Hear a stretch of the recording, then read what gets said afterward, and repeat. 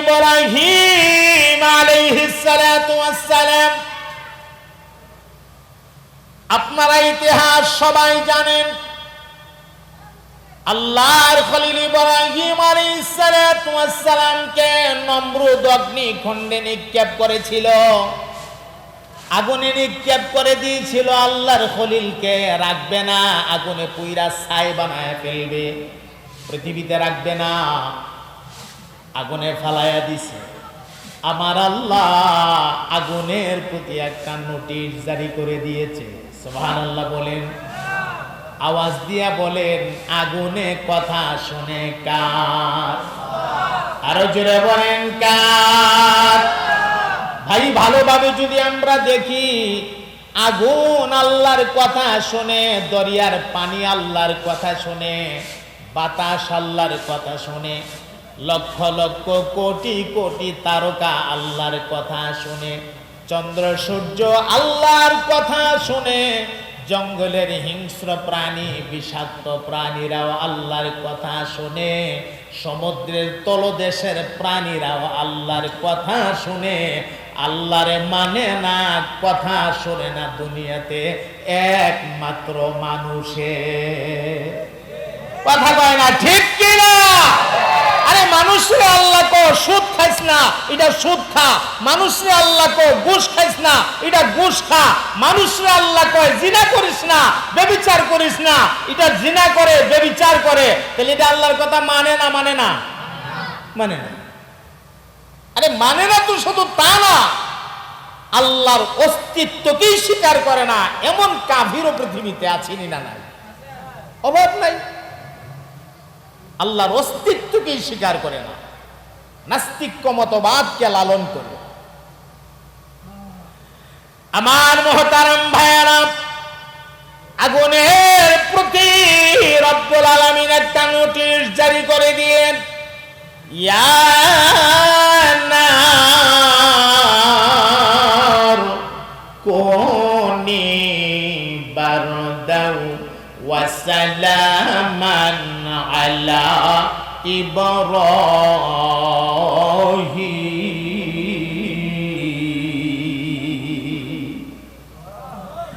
আগুনকে আল্লাহ ডাক মারলেন, রে আগুন, আমার ইব্রাহিমের জন্য তুই ঠান্ডা হয়ে যা। আবার এমন ঠান্ডা হইস না যেই ঠান্ডার কারণে আমার ইব্রাহিমের শরীর বরফের মতো শক্ত হয়ে যাবে। আল্লাহ কয় সালামা, আরামদায়ক ঠান্ডা হয়ে যা, না ঠান্ডা না গরম, একেবারে এয়ার কন্ডিশন। আগুন আল্লাহর কথা মানছে, আল্লাহ বলছে তুই জ্বলবে, কিন্তু তোর মধ্যে জ্বালানি ক্ষমতা থাকবে না। একটু জিকির করেন মহাব্বতে, লা ইলাহা ইল্লাল্লাহ,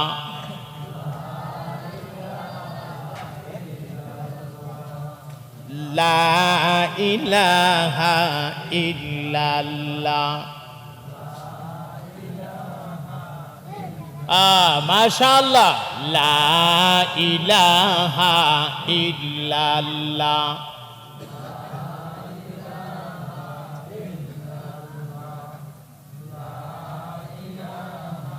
মহাব্বতে পড়েন, মহাব্বতে পড়েন, লা ইলাহা ইল্লাল্লাহ, লা ইলাহা ইল্লাল্লাহু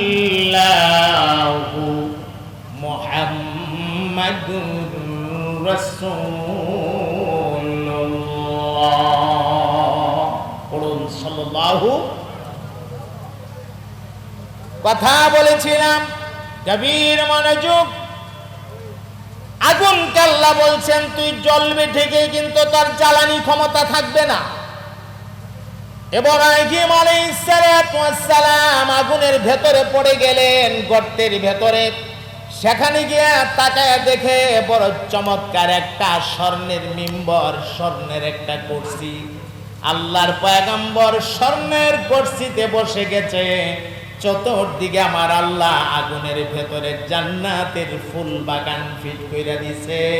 পয়গাম্বর আগুনের মাঝখানে স্বর্ণের মিম্বরে বসে বসে আমার আল্লাহর জিকিরের ভেতরে মাশগুল হয়ে গেছে। তাহলে বলেন ভাই, আগুনে বাঁচায় রাখার ক্ষমতা আমরা আল্লাহর আছে না নাই? সুবহানাল্লাহ। একটানা 40টা দিন আগুনের ভেতরে পয়গম্বর ইব্রাহিম আলাইহিস সালাতু ওয়াস সালাম ছিলেন।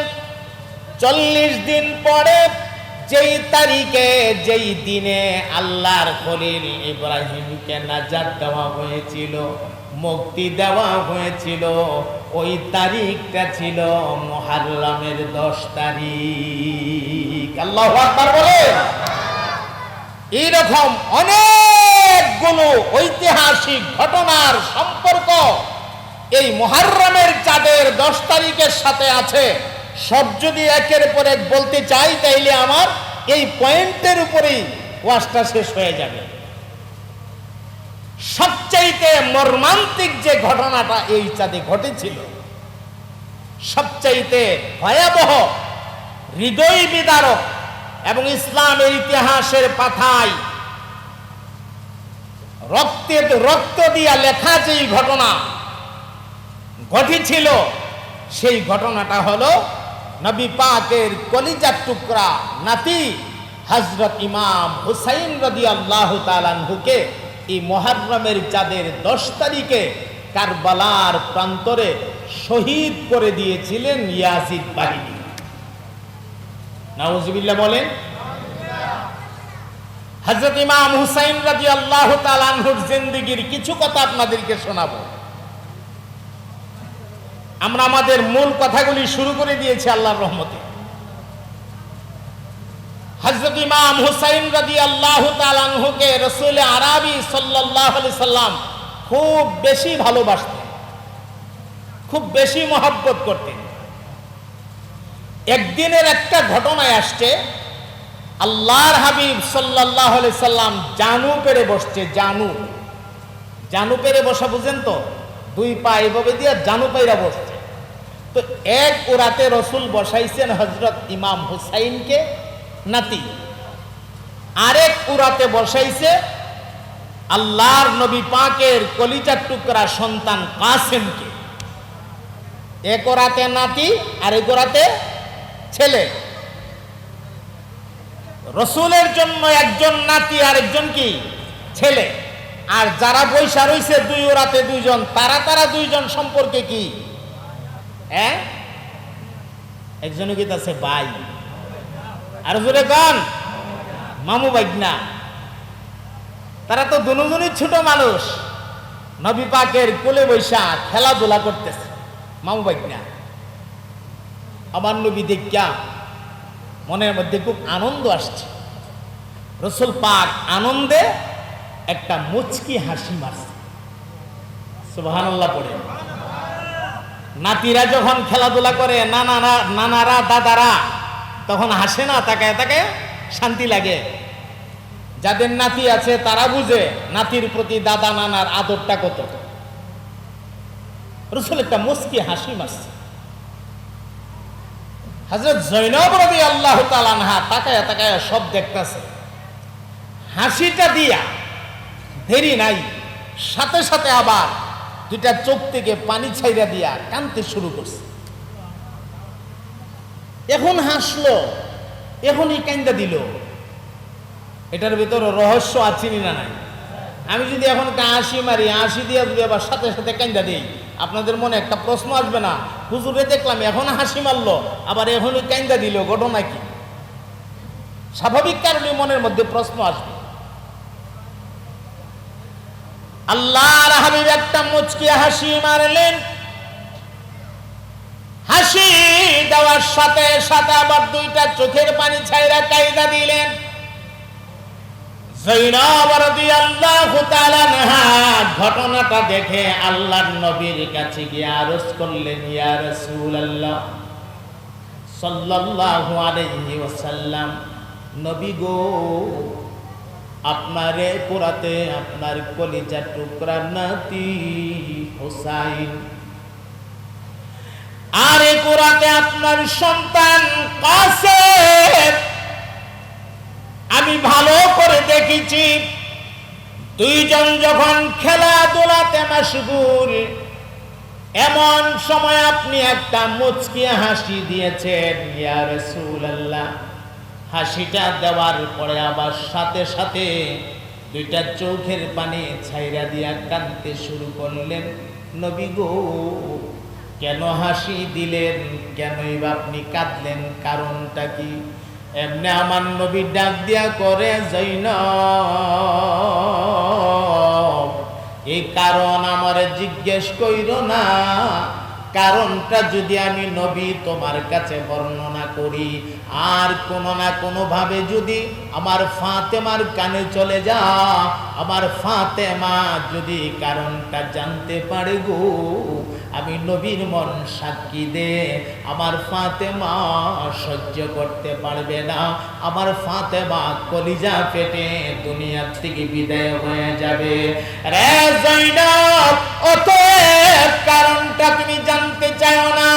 হযরত জৈনব রাদিয়াল্লাহু তাআলা আনহা, একটা মানুষের ভেতরে একটা স্বভাব আছে, আল ইনসানু হারিসুম মিম্মা মুনিয়া। মানুষকে যেই জিনিস থেকে নিষেধ করা হয়, এই জিনিসের প্রতি মানুষের আকর্ষণ বাড়ে। আল্লাহ নবী যখন বললেন কারণটা জানতে চেও না, জৈনবের আকর্ষণ আরো বাইরে গেছে। হযরত জৈনব ডাক দিয়া কয়, ইয়া রাসূলুল্লাহ, অবশ্যই কারণটা আপনি আমার কাছে বলতে হবে গো। আমি আপনার সাথে ওয়াদা দিলাম, আমি আপনার সঙ্গে কথা দিলাম, এই কারণ আপনার ফাতেমাকে আমি জানাবো না। এমন সময় আমার নবীর চোখ থেকে গড়গড় করে পানি বের হয়ে গেছে। নবী আমার ডাক দিয়া কান্দে আর কয়, জৈনব, আমার এক রাতে আমার কলিজার টুকরা নাতি হুসাইন রে বসাইছি, আরেক রাতে আমার সন্তান কাসেম রে বসাইছি। তাদের দুইজনের খেলাধুলা দেখে আমি রাসূলের মনের মধ্যে একটা বিরাট আনন্দ আসছে। আমি আনন্দের কারণে একটা মুচকি হাসি দিয়েছিলাম। আল্লাহর নবী ডাক দিয়া কয়, জৈনব রে, আমি হাসিটা দেওয়ার সাথে সাথেই দেখি হযরত জিবরাইল আমিন সালাম দিয়া আমার কানের কাছে হাজির হয়ে গেছে। আল্লাহু আকবার বলে। আল্লাহর নবী ডাক দিয়া কয়, রে জৈনব,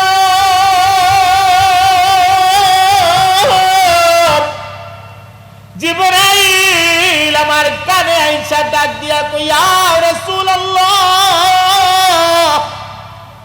আপনার নাতি এবং সন্তান রে দেখে আজকে যে আনন্দে একটা হাসি দিয়েছেন, নবী গো, সেই দিনটা বেশি দূরে না, সেই দিনটা বেশি দূরে না। আপনি নবী তখন দুনিয়ায় থাকবেন না, দুনিয়ার থেকে বিদায় হয়ে যাবেন। কারবালার প্রান্তরে ইয়াজিদ বাহিনীর সঙ্গে আপনার নাতির মোকাবেলা হবে, আপনার নাতির যুদ্ধ হবে, লড়াই হবে। আপনার নাতি সেদিন ময়দানে পানি পানি বলে চিৎকার করবে আর করতে থাকবে। একটা ফোঁটা পানি আপনার হুসাইনের কিসমতে জুটবে না। শেষ পর্যন্ত পানি পান না কইরা হই আপনার নাতি সেখানে শাহাদতের পেয়ালা পান করে নিবে। আল্লাহর হাবিব ডাক দিয়া কয়, রে জৈনব,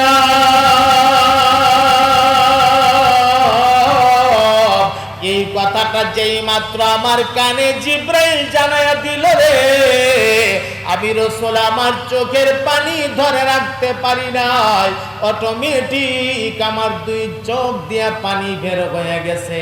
হায়রে আমার আফসোস, আমার নাতি যেদিন শহীদ হবে, আমি যদি দুনিয়াতে থাকতাম, আমার নাতিরে তো আমি সহযোগিতা করতে পারতাম, আমি তো থাকবো না। এই কথা শোনা মাত্র আমি আমার চোখের পানি আর ধরে রাখতে পারি না।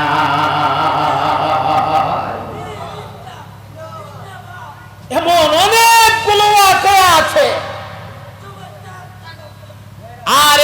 আমার নবী ডাক দিয়া কয়, রে যায়নাব, আমি আমার দুইটা নাতিরে লইয়া বসলাম, একজনের নাম হাসান আরেকজনের নাম হুসাইন। বলেন নাম কি? হাসান, আরেকজনের নাম হুসাইন। কত সুন্দর নাম, হাসান আর হুসাইন। দুঃখজনক হলো এই কথা সত্য, আমাদের সমাজে এখনো কিছু মাথা মোটা গার মোটা মানুষ আছে, নামটারও সুন্দর করে কয় না, সুখ পালন করে, সুখ পালনের নামে ভণ্ডামি করে, কথা কয় না।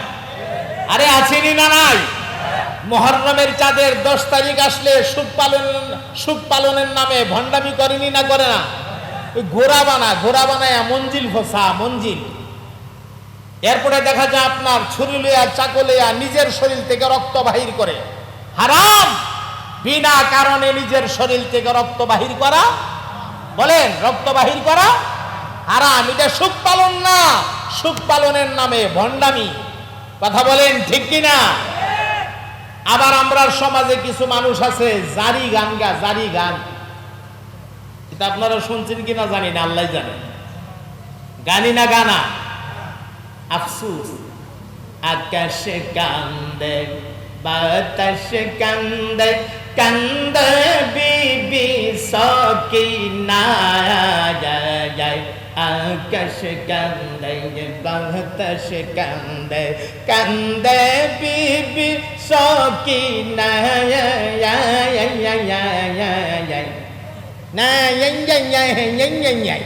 আচ্ছা এটা কোনটা? আরে খালি পৃষ্ঠে ঘুরায় আসলো, কাছে বসলো না, এটা পাগলামি ছাড়া আর কিছুই না। আবার কিছু আছে, কাছে মালি রনে গেল, কান্দে বেবি সকিনা। হ্যাঁ আয়াই করতেছে, আরেক দলে বুহো থাপাইতেছে, আয় হাচ্ছে, আয় হচ্ছে, আয় হাচ্ছে, আয় হচ্ছে, আয় হাচ্ছে। পাগলের দল, হাচ্ছে আর হচ্ছে কি? একটা সাধারণ নামকে বিকৃতি করলে কবিরা গুনাহ হয়। আব্দুর রহমানের জায়গায় যদি রহমান না কয় কবিরা গুনাহ হয়। আব্দুল করিমের জায়গায় যদি কবিরা কয়া ডাকবে তখন কবিরা গুনাহ হয়। আব্দুল সাত্তারের ডাক যদি জায়গায় যদি সাত্তাইরা কয়া ডাকবে কবিরা গুনাহ হয়। আর নবীর কলিজার টুকরা দুইটা নাতি জান্নাতে সমস্ত যুবকদের সরদার হবে যারা, ইমাম হাসান আর হুসাইন রাদিয়াল্লাহু তাআলা আনহুমা, তাদের নাম তুমি বিকৃতি করো, হাচ্ছে আর হুচ্ছে করো, তোমার ঈমান থাকবে না, তুমি ঈমান হারা হয়ে যাবে। কথা বলেন ঠিক কিনা? এটা সুখ পালন না, এটা সুখ পালনের নামে ভণ্ডামি। রাসূল পাকের কলিজার টুকরা দুইটা নাতির নাম নিতে গেলেও তোমাকে আদবের সাথে নিতে হবে, ঠিক কিনা? আপনারা আমার দিকে মনোযোগ দেন। উনি ওনার কাজ করতেছে, ওনার কাজ ওনারে করতে দেন, উনি করুক, আমরা মনোযোগ হারা না হই। কারণ একটা মাজমায়, একটা মাহফিলে বিভিন্ন রকমের মানুষ থাকে। কোনো কোনো মাহফিলে তো আমরা বয়ান করি সময় দেখা যায় ওই কোন আত্মীয়টা হাঁ করে সিল্লি মারে, হোঁ করে সিল্লি মারে, ওইটা দৌড় মারে। তা আমরা তো একটা দিকটা অভ্যস্ত, আমাদের অসুবিধা হয় না।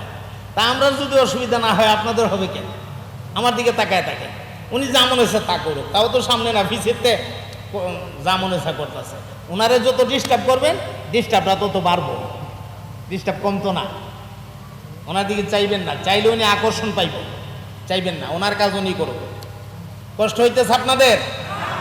রাসূল পাকের কলিজার টুকরা নাতি দুইটা তুমি হাঁটছে আর হুচ্ছে করো। তুমি কি জানো নবী এই দুইটা নাতিরে কত ভালোবাসতো?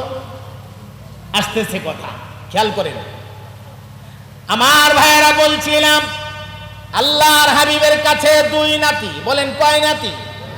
দুই নাতি, হাসান এবং হুসাইন রাদিয়াল্লাহু তাআলা আনহুমা। দুই নাতি নবীর পাশে।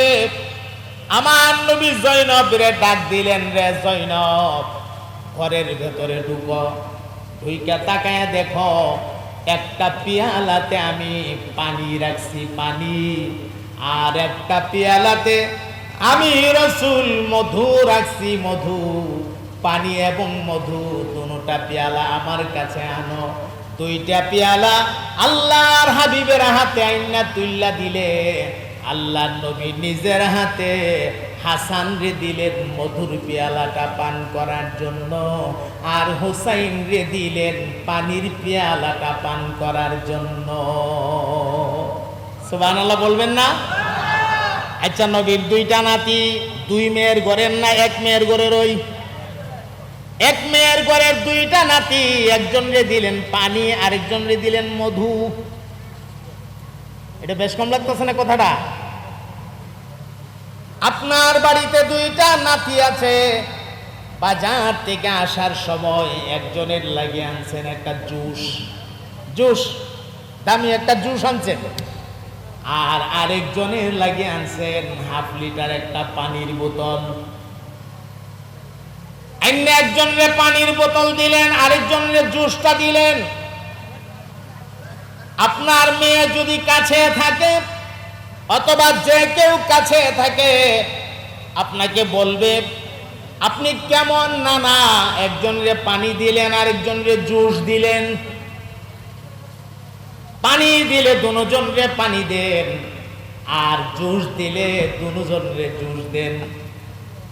এমন বৈষম্য করলেন কেন? কারণটা কি? আর আল্লাহর নবী তো ইনসাফের ভান্ডার দিয়ে আল্লাহ নবীরে দুনিয়াতে পাঠাইছিল। আমার নবীর দ্বারা তো কোন রকমের বেইনসাফি হওয়ার কথা না, ঠিক কি না? কোনো বেইনসাফি হওয়ার কথা না। হযরতে জয়নব ডাক মারলেন, ইয়া রাসূলুল্লাহ সাল্লাল্লাহু আলাইহি ওয়াসাল্লাম। যাও বসো দিয়া, আমি ছাত্র। হ্যাঁ বসো দিয়া। ইয়া রাসূলুল্লাহ সাল্লাল্লাহু আলাইহি ওয়াসাল্লাম, আল্লাহর নবী গো, একই মেয়ের ঘরের আপনার দুইটা নাতি, একজনরে আপনি দিলেন মধু, আরেকজনরে দিলেন পানি, কারণটা কি? একটু মনোযোগ দেন ভাই। আমার নবী ডাক দিয়া কয়, জয়নব রে, কারণ জানতে চাইও না, কিন্তু নাসুর বান্দি জয়নব কারণ না জান্নাত ছাড়বে না। জয়নব ডাক দিয়া কয়, ইয়া রাসূলুল্লাহ, কারণ আপনাকে বলতেই হবে, দয়া করে আপনি কারণ আমার কাছে বলুন। এমনি আমার নবী ডাক দিয়া কয়, রে জয়নব, সেই দিনটা বেশি দূরে না রে, ওই কুফাবাসীরা ওরা গাদ্দারি কইরা আবার হাসান রে মধুর সঙ্গে বিষ মিশাইয়া দিবে পান করার জন্যে। আমার হাসান তাদের ষড়যন্ত্র বুঝতে না পাইরা ওই বিষ মিশ্রিত মধু পান কইরা শহীদ হয়ে যাবে।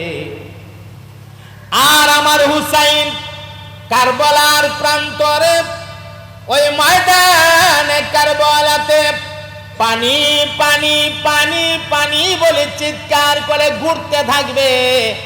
আমার হুসাইনের কিসমতে একটা ফোঁটা পানি ঝুটবে না। এই জন্য আমি রসুলের মনটা চাইলো আমি দুনিয়ার থেকে বিদায়ের আগে আমার হাসান রে আমার নিজের হাতে এক পেয়ালা মধু, আর আমার হুসাইনকে আমার নিজের হাতে একটা পেয়ালা পানি পান করায়া দেই। আমি আমার মনের তামান্নাটা পুরা করলাম, কারণ সেদিন তো আমি পৃথিবীতে বেঁচে থাকবো না। রসুল পাক কত আদর করতেন নাতি দুইটাকে, শুনলে অবাক হয়ে যাবেন। একদিন হযরত ইমাম হুসাইন আমার নবীর দরবারে এক, নানা আমার একটা ঘোড়া কিনা দেব। কি কিনা দেব? ঘোড়া কিনা দেব। নাতিরা তো নানার কাছে আবদার করতেই পারে, এমন আবদার করে না, নানা বাজারে যাও আমার লাগি একটা বল আইন, একটা ব্যাট আইন। এমন কিছু নাতি আছে না? আবার কিছু নাতি আছে, নানা বাজারে যাও আমার কায়দাটা ছিঁড়া গেছে, একটা কায়দা আইন, একটা সিফার আইন, এই দুইটা নাতির মধ্যে বেশ কম আছিনি, কথা কয় না। যেই নাতি বলসা বেটসা আর যেই নাতি কায়দা সিফার আসা, দুই নাতির মধ্যে বেশ কম আছিনি। সুবহানাল্লাহ। আমার নবীর কলিজার টুকরা নাতি হযরত ইমাম হুসাইন ডাক দিয়া কোনা না, আমার একটা ঘোড়া কিনে দেবে, আমার ঘোড়া দৌড়াইবার বড় শখ। আমরা সমাজে কিছু পোলাপান আছে দেখবেন ঘোড়া দৌড়া, এটা ছোটবেলা আমরাও করছি, খুব মনে পড়ে। বললে আপনি বলবেন আমিও করছি। কলা গাছের ডাগা দুই ঠেঙ্গের মাঝখানটা দিয়া পিছেদা লেজ বানাইছি, কলা গাছের ডাগা দিয়া সামনে দা দইরা এরকম খাব্বুল খুব্বুল করে দৌড়াইছি। আর কই ঘোড়া দৌড়াইতেছে, পিছেদা ওইটা নাচতাছে লেজটা, ঘোড়া দৌড়াই। জিগাইলে কি করস রে, বলে ঘোড়া দৌড়াই। ঘোড়া দৌড়া না নিজে দৌড়ে, কথা কয় না। ঘোড়া দৌড়া না নিজে দৌড়ে। ছোটবেলায় এরকম করেন নাই? একটা রিং এরকম চাক্কা, একটা রিং, এটার মধ্যে এরকম বাঁকা করে একটা শিক লাগাইয়া এভাবে দইরা এভাবে ধাক্কা দিলে রিংটা ঘুরে আর সামনের দিকে যা। গাড়ি চালানি দৌড়তাছে, গাড়ি চালাইতেছে আস্তে করে, আলাইলে আলে ডাইনে ভাবে ঘুরানিও যা। এরকম গাড়ি চালাইছেন না আপনারা ছোটবেলা? না, এটা মনে হয় আমরা বুদলের মানুষ, তেলিনগর মানুষকে চিনেন না। গাড়ি চালাইছেন? এটা আমরাও চালাইছি। আর এটা তো আর হরেন দেবার জায়গা নেই, টিপ দিয়া তোর হরেন না, কারণ মুখ দেখো পিপি পিপি পিপি পিপি পিপ, কথা কয় না। মানুষ দেখলেও তো পিপ পিপি পিপ, আরে কি রে পিপ পিপ করস, কি করস? তো ঘোড়া চালাই, গাড়ি চালাই। আসলে কি গাড়ি চালা না হে চলে, কথা কয় না। ছোট মানুষ তো নানারে ডাক দিয়া কয় নানা ঘোড়া কিনা দেও। শখ উঠছে, কিসের শখ? ঘোড়া দৌড়াইতাম। নানা কয় কোত্থেকে আমি তোমারে ঘোড়া কিনা দেব নাতি, আমার তো সেই সামর্থ্য নাই। আসো আমার কাছে, আসো, তোমার শখটা মিটাই দে। ঘোড়া তো কিনা দিতে পারবো না, তবে শখটা তো মিটাই দিতে পারবো। সুবহানাল্লাহ, কি আদর করতেন আমার নবী নাতিদেরকে। মুসলমান বন্ধু আমার নবী দুইটা হাঁটু মাটিতে লাগাইয়া দিয়া রাহমাতুল লিল আলামিন দুইটা হাতের তালু মাটিতে লাগায়া, আমরা দেশে যারা আপ্পা কো আপ্পা, আপ্পা বুঝেন তো আপ্পা, রসুল এইভাবে আপ্পা দিছে হাঁটু জমিনে, নবীর হাত দুইটা জমিনে। নাতিরে ডাক দিয়া করে নাতি এবার আয় রে নাতি আয়, আমার পৃষ্ঠে সাওয়ার হয়ে আজকে আমি নবী তোর নানা নিজে তোর জন্য ঘোড়া হয়ে গেলাম। নাতি পিঠের উপরে দুইটা পা দুই দিকে দিয়া বৈশা নানারে ডাক দিয়া এখন নানা ঘোড়া তো পাইলাম, এটা কেমন ঘোড়া গো, ঘোড়া দি চলে না, এক জায়গায় দাঁড়ায়া থাকে। চিন্তা করেন কথা, ঘোড়া তো পাইলাম কিন্তু কেমন ঘোড়া পাইলাম, এটা দিয়ে চলে না, এক জায়গায় দাঁড়ায়া থাকে। আমার নবী আস্তে আস্তে করে হাঁটু এবং হাত দিয়া সামনের দিকে বাড়তে শুরু করছে, চলতাছে, ঘোড়া চলতাছে। সুবহানাল্লাহ কর। নাতি ডাক দিয়া কয় হ্যাঁ নানা আমার ঘোড়া এটা কেমন ঘোড়া গো, লাগাম নাই, ধরার কোনো জায়গা নাই, মানুষ দিছি লাগামে দইরা টানে। এমনি আমার নবীর বাপরি চুল মোবারক গুলো থেকে একটা গাছা চুল উঠাইয়া নাতির হাতে ধরাইয়া দিয়া কর নাতিরে নে, আমার এই চুল গোলাই হইল তোর গোড়ার লাগাম। আল্লাহু আকবার বলে। কেমন আদরের নাতি, পিঠে উঠায়া রসুলের চুল মোবারক রে লাগাম বানায় নাতির হাতে তুলিয়া দিয়া কয় আমি তোমার ঘোড়া, চলছি। আমার মুহতারাম ভাইরা, এই দৃশ্যটা হযরত আলী রাদিয়াল্লাহু তাআলা আনহু দেখে ফেলেছে। বাবা হযরত ইমাম হাসানে হুসাইনে বাবা দৃশ্যটা দেখা দাঁড়ায়া দাঁড়ায়া ডাক মারছে, রে হাসান হুসাইন তুমি ঘোড়া দৌড়াও। তবে এই কথাটা সত্য, এমন একটা ঘোড়া তুমি পাইছো রে, তোমার ঘোড়ার মতো দামি ঘোড়া অতীতেও ছিল না, ভবিষ্যতেও থাকবে না। এমন দামি ঘোড়া আল্লাহর জমিনে আর খুঁজে পাওয়া যাবে না। আল্লাহু আকবার বলে। আমার মুহতারাম বন্ধু, আরেকদিনের একটা কথা আপনাদেরকে শোনাই। নবী আমার নামাজের সেজদা দিয়েছে। নামাজের সেজদা গুরুত্বপূর্ণ একটি অপশন। নামাজের কিয়াম, রুকু, সেজদা, বৈঠক এগুলো গুরুত্বপূর্ণ অপশন নামাজের জন্য। আমার নবী সেজদা দিয়েছে হযরত ইমাম হুসাইন নবীর কাঁধের উপরে, দুইটা পা দুই দিকে দিয়ে গিয়া বসছে। বৈশা নবীর বাবরি মুবারকের মধ্যে দইরা দইরা টানে, মহাব্বতের আওয়াজে বলে দিন না সুবহানাল্লাহ। নবী আমার চিন্তায় পড়ে গেল, টেনশনে পড়ে গেল, মাথা উঠাবো সেজদা থেকে নাকি উঠাবো না। মনে মনে ভাবতেছে, যদি মাথা না উঠায় আল্লাহর হুকুম লঙ্ঘন হবে, আর যদি মাথা উঠায় আবার নাতির মনে কষ্ট পাবে, নাতি কষ্ট পাবে, আমি এখন কোনটা করি?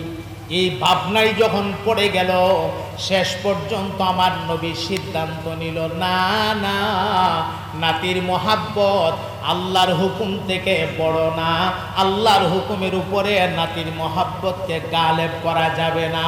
নবী সিদ্ধান্ত নিল মাথাটা টান দিয়া উঠাইয়াই ফেলবে। এমন সময় আমার আল্লাহ জিবরাইলকে ডাক মারলেন, রে জিবরাইল, আর দেরি করিস না রে, জলদি জলদি যা, আমার হাবিবের কানে গিয়া সংবাদটা জানায় দে রে, হুসাইন রে শুধু আমার বন্ধু একা ভালোবাসে তা না, হুসাইন রে স্বয়ং আমি আল্লাহ নিজেও ভালোবাসি। আল্লাহু আকবার বলেন চিৎকার দিয়া। আমার বন্ধুরে জানায়া দাও, যতক্ষণ পর্যন্ত হুসাইন নিজের ইচ্ছায় আমার বন্ধুর কাছ থেকে না সরবে, ততক্ষণ পর্যন্ত আমার বন্ধু যেন সেজদা থেকে মাথা না উঠা। আর এই নামটা নেবার সময় আপনি বলবেন হাঁটছে, আর বলবেন হুচ্ছে। ফিটটার মধ্যে তেল দিয়ে রেডি হয়ে যায়েন, হাত কাটলে ফেরেশতা রেডি আছে, বাইরে পুরান বাপ দেখাইব। কথা কয় না, ঠিক কিনা? এগুলির সুখ পালন কর। নিজের শরীর থেকে নিজের রক্ত বাহির করে হাই হাঁটছে হাই হুচ্ছে করে, এগুলো ভণ্ডামি। এগুলো ভণ্ডামি ছাড়া আর কিছুই না। ইসলামে এই সমস্ত কাজের কোনো ভিত্তি নাই। হ্যাঁ, এতই যদি তোমার দরদ থাকে নবীর নাতির জন্য, তাহলে দুইটা রোজা রাখো, এক খতম কোরআন শরীফ পড়ো, একটা তাসবিহ খতম পড়ো, একটু জিকির আজকার করো, হ্যাঁ, কয়েকজনে মিল্লা বসে একটু কান্নাকাটি করে দোয়া পড়ো, দোয়াটা হাদিয়া হিসাবে পাঠাইয়া দেও, আল্লাহ ওনার রুহে হাদিয়া পৌঁছাইয়া দিবে। কথা বলেন ঠিক কিনা? কিন্তু লাইনে না হাঁটটা বেলাইনে হাঁটে, হাঁটছে হুচ্ছে কয়া, কখনো আপনি সুখ পালনের দাবি করতে পারবেন না। সুখ পালনের দাবি করাটা ঠিক হবে না, এটা বেঠিক, অযৌক্তিক এবং শরীয়ত সম্পন্ন না। হ্যাঁ, শরীয়ত সম্মত না।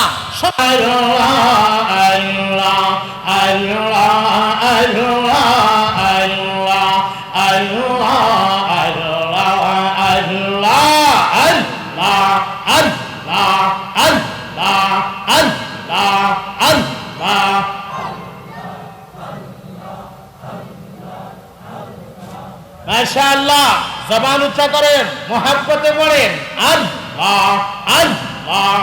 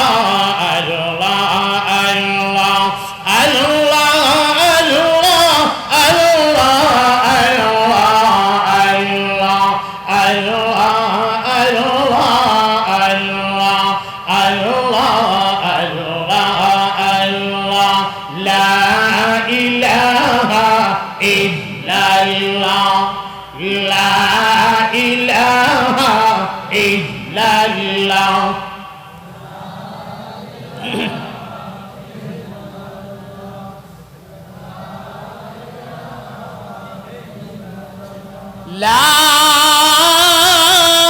ইলাহা ইল্লাল্লাহু মুহাম্মাদুর রাসূলুল্লাহ। পড়ুন সাল্লাল্লাহু আলাইহি ওয়াসাল্লাম। কারবালার ইতিহাসটা খুব সংক্ষেপে সার কথাগুলা আপনাদের জেহেনে আমি দিই। নবী পাকের বিশিষ্ট সাহাবী হযরত মুআবিয়া রাদিয়াল্লাহু তাআলা, যাকে আমরা আমিরে মুআবিয়া বলে চিনি, হযরত মুআবিয়া রাদিয়াল্লাহু তাআলা আনহুর খেলাফতের জমানায়, আর ইয়াজিদ কিন্তু হযরত মুআবিয়া রাদিয়াল্লাহু তাআলা আনহুর ছেলে। কথাটা খুব মনোযোগ দিয়েন। ইয়াজিদ কার ছেলে? মুআবিয়া রাদিয়াল্লাহু তাআলা আনহুর ছেলে। এই কারণে যেহেতু ইয়াজিদের সাথে হযরত হুসাইনের মোকাবেলাটা হইছে, কারণ করুন না জানি ওই কিছু মানুষ আছে আমরা সমাজে আমিরে মুআবিয়া অর্থাৎ হযরত মুআবিয়া রাদিয়াল্লাহু তাআলা আনহুর দোষারোপ করে, কয় যদি মুআবিয়া রাদিয়াল্লাহু তাআলা আনহু ইয়াজিদকে খলিফা না বানাইতো তাইলে তার কারবালার মাঠের এত বড় দুর্ঘটনাটা ঘটে না। এটার জন্য মূল দায়ী মুআবিয়া। নাউজুবিল্লাহ বলেন। নবীর সাহাবী মুআবিয়া রাদিয়াল্লাহু তাআলা আনহুকে দোষারোপ করে এমন কিছু মানুষ আমরা সমাজে আছে।